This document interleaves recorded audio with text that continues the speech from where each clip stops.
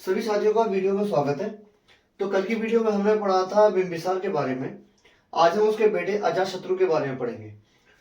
अजातशत्रु मगध साम्राज्य का दूसरा सम्राट था और ये हर्यक वंश का भी दूसरा सम्राट था। पहला सम्राट था बिंबिसार, दूसरा सम्राट था उसका बेटा अजातशत्रु। अजातशत्रु सम्राट कैसे बना? अजातशत्रु ने अपने पिता बिंबिसार की हत्या की और हत्या करने के बाद में स्वयं उसकी गद्दी पर बैठ गया। तो इसका जो शासनकाल माना जाता है वो 493 बीसी से 461 बीसी तक रहा। अब इसने साम्राज्य स्थापित करने के बाद में साम्राज्य को और भी ज्यादा विस्तृत किया। जितना साम्राज्य का विस्तार बिंबिसार ने किया था उससे ज्यादा साम्राज्य विस्तार अजातशत्रु ने किया। लेकिन ये भी अपने पिता की हत्या करके बैठा था। अब इसका जो बेटा था उदयन, वो इसकी हत्या करके गद्दी पर बैठा था। इसलिए जो ज्यादातर इतिहासकार हैं वो हर्यक वंश को पितृहंता वंश भी कहते हैं। यानी कि इसमें जो भी गद्दी पर बैठ रहा वो अपने पिता को मारकर ही गद्दी पर बैठ रहा। तो उसी तरह से अजातशत्रु ने हत्या की थी अपने पिता बिंबिसार की और बिंबिसार की हत्या करके सीट पर बैठ गया। सीट पर बैठने के बाद इसने अपनी सेना को और भी ज्यादा सुदृढ़ किया और सेना को सुदृढ़ करने के बाद में इसने अंग, लिच्छवी, वज्जी, कौशल और काशी जनपद पर अपना आधिपत्य स्थापित किया। काशी जनपद प्राप्त करने के लिए इसने क्या किया था? कौशल नरेश था प्रसेनजित, इसने प्रसेनजित को हराया और हराने के बाद में उसकी हराने के बाद में वजीरा से शादी की।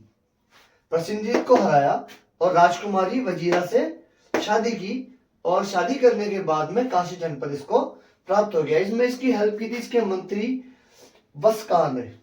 ये बात ध्यान रखिएगा, इसका एक मंत्री था वस्कार। ये बहुत ही ज्यादा इंटेलिजेंट था, बहुत ज्यादा चालाक था और इसी की नीतियों की वजह से अजातशत्रु इतना ज्यादा प्रभावशाली शासक बन सका। वस्कार ने काफी ज्यादा हेल्प की थी इसकी। तो वस्कार की हेल्प से कौशल नरेश प्रसेनजित को हरा करके अजातशत्रु ने वजीरा से शादी की और काशी जनपद को प्राप्त किया। अब ये तो इसकी शक्ति प्रदर्शन था, लेकिन ये फेमस किस लिए था? इसका जो नाम ज्यादातर आता है वो जैन ग्रंथों में और बौद्ध ग्रंथों में आता है। इतिहासकारों का मानना है कि ये जैन महावीर स्वामी के समकालीन था और महात्मा बुद्ध के समकालीन था, इसलिए इसकी चर्चा ज्यादा की जाती है। तो जैन का जो प्रथम उपांग है उसमें इसके बारे में काफी ज्यादा डिस्कशन किया गया है। इसके बारे में काफी चीजें बताई गई हैं। ये बताया गया है कि महावीर स्वामी जो थे उसका ये अजातशत्रु बहुत ज्यादा ध्यान रखा करते थे।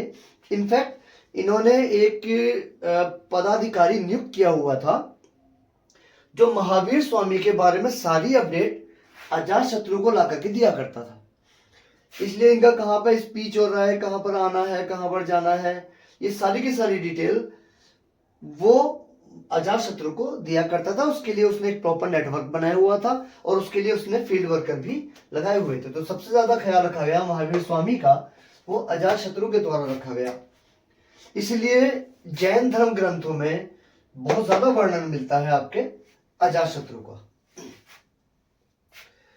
अब इसके बाद में जो इसके लिए फेमस है, सबसे बड़ी घटना जो इसके टाइम की फेमस है, ये ध्यान रखने के लायक है।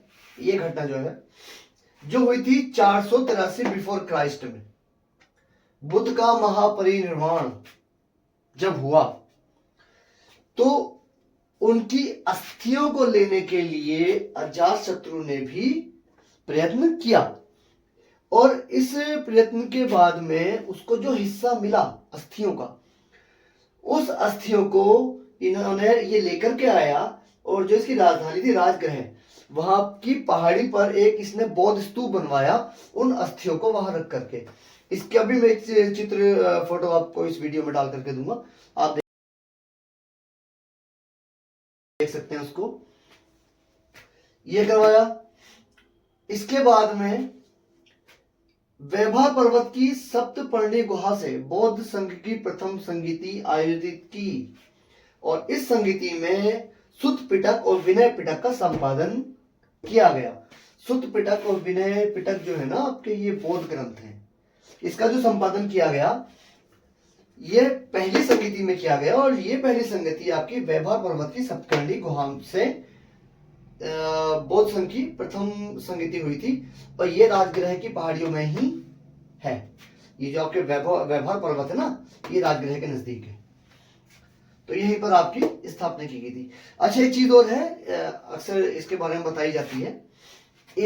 आपने एक हथियार देखा होगा, पहले क्या करते थे कि किसी का किला होता था ना, उसको तोड़ने के लिए पत्थर मारा करते थे फेंक करके। वो पत्थर के लिए एक मशीन बनाई हुई थी जिसे महाशिला कंटक कहा जाता है। महाशिला कंटक का जो आविष्कार किया था वो आपके अजातशत्रु ने ही किया था। महाशिला कंटक का आप ध्यान रखिएगा। इसमें क्या होता था, एक पहिए वाली गाड़ी थी ये, आगे इसमें रथ सिस्टम भी था, यानी कि घोड़े वगैरह को लगा करके इसको खींचा जा सकता था। पीछे की साइड में एक गुलेल टाइप का बना होता था जिसमें पत्थर डालते थे वो। हाँ, ध्यान आया मुझे, आप सभी लोगों ने वो उस्मान गाजी का नाटक देखते हैं ना। हाँ, उस्मान गाजी के नाटक में उन्होंने कैटअपल बनाई होती है किले के वो पत्थर मारने के लिए। उसमें पीछे पत्थर रखा होता है, वो सीधे तलवार से काटता है, वो पत्थर जाकर के किले की दीवार पर लगता है। वो जो हथियार है उसकी जो निर्माण करता है, उस हथियार का नाम है महाशिला कंटक और उसका आविष्कार हिंदुस्तान में ही हुआ है और उसके आविष्कारक का नाम है अजातशत्रु।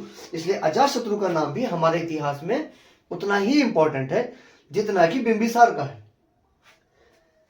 यह हथियार सबसे पहले इस्तेमाल किया गया और इस हथियार की वजह से ही ज्यादातर एरियो को अजातशत्रु अपने कब्जे में कर सका। जितने भी जनपद अजातशत्रु ने अपने कब्जे में किए उसमें मंत्री वस्कार और महाशिला कंटक, ये तो इनका मंत्री हो गया और ये हथियार हो गया। ये हथियार सबसे ज्यादा यूज हुआ है, तो इस हथियार के लिए भी आप इनको याद रखें। अब मैंने जैसे बताया था कि ये जो वंश है ये पितृहंतक वंश है, यानी कि अजातशत्रु ने हत्या की थी अपने पिता बिंबिसार की और अजातशत्रु की हत्या की उसके पुत्र उदयन ने, और इसको मारकर उदयन गद्दी पर बैठ गया। अब उदयन की भी हत्या उसके पुत्र ने की होगी, तो चलो कोई बात नहीं है। आज हमने अजातशत्रु के बारे में जाना, तो कल हम उदयन के बारे में भी डिस्कस करेंगे।